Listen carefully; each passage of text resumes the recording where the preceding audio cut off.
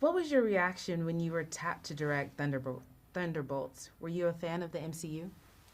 Yeah, I've been a fan and lucky enough that my college roommate John Watts directed all of the Spider-Man movies. So I'd actually gotten to work on Homecoming just for the LA portion. Did second unit of those pickups, so I'd gotten to know the folks at Marvel through that. And I mean, I think anytime you get to work in this world that people care about so much, and with this cast, I mean, how could you not be excited?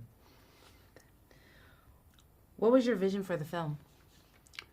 I think, one thing that's nice about this movie is it's about a team up, and I think that it's not as much about my particular vision as all these great people that came together to really try and make something different. So Eric Pearson had written this really interesting flip on what you might expect this film to be, which was about kind of sending these people to kill each other and be thrown away, and developed that with Brian Chapek, our wonderful executive producer. I felt like what I could bring to it coming off of doing Beef was this idea of really going into a more internal version of that story and trying to get at some character ideas, and especially like in the way that if Sentry the Void is going to be your antagonist, like what should your protagonist be going through that really connects with that we tried to bring, and then eventually brought in a lot of those collaborators from Beef, where Lee Sung-jin came in and did numerous drafts of the script. Grace Yoon, our wonderful production designer, Harry Yoon, our editor, and a whole bunch of wonderful collaborators kind of came together to make that story. And then, of course,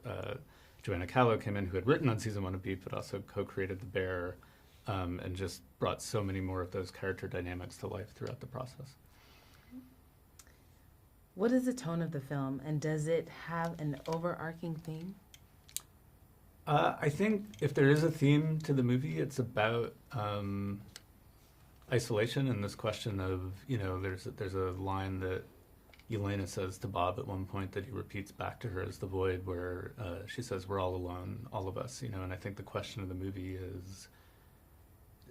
is that true, or does it have to be true? Do we have to be alone in this? Like when we're going through something, when we experience shame or thought loops, like do we have to exist in that, in isolation, or through connection, could we maybe find a way out of those things? And, obviously the hope is that through connection we can get out of there. And, I think that's something that I've certainly experienced, and I have friends that have gone through, different versions of, on a more internal level, some of the big external ideas of what a rich character, Bob, Sentry the Void is, that it felt like we could tie all those things together.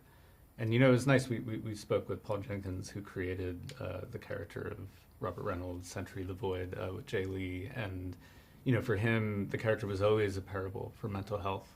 And so it felt like that was the only way we were going to be honest to that creation, is to take that and run with it and find our own way into what that character was. What is the timeline of the film, and where does it fit in the MCU? I mean, I think what was so nice about this film was it felt like it existed in such a contained fashion. It takes place over the course of just a few days, in the modern world of 616, and so it feels like it's in its own little corner of the universe, and then obviously at the end, it has much larger implications for the rest of the world and the universe, but it felt like until we got there, we really had room to play in this kind of isolated space where we didn't have to worry about too much of that interaction and really could tell a contained story. Perfect. When we meet many of the characters, they are at low points in their lives. How did this entry point allow you to explore them on a deeper level and make them relatable? Yeah, I think it really felt like, the Thunderbolts are all of us. They're people that, some of whom might have imagined they were destined for greater things or even individual glory. Like that's something that Alexi obviously is very interested in for a lot of the film. John Walker was Captain America, until that went very, very wrong. And so it becomes more about like when things don't work out the way that you imagined, which is something I think I would imagine we can all relate to. I certainly can.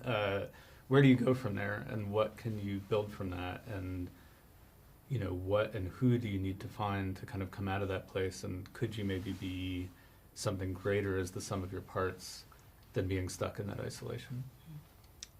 And last question. Several of the actors have played their characters before. How did their character knowledge help you as a director?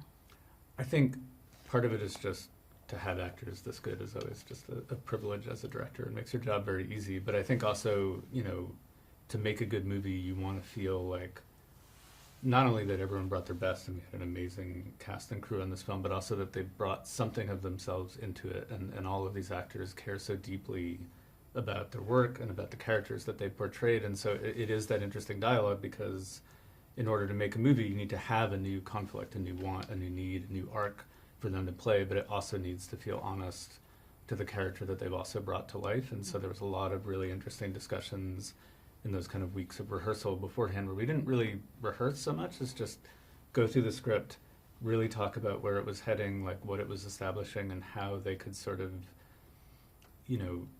adjust it and bring things to it that made it feel more personal to them and to the character that they were so protective of.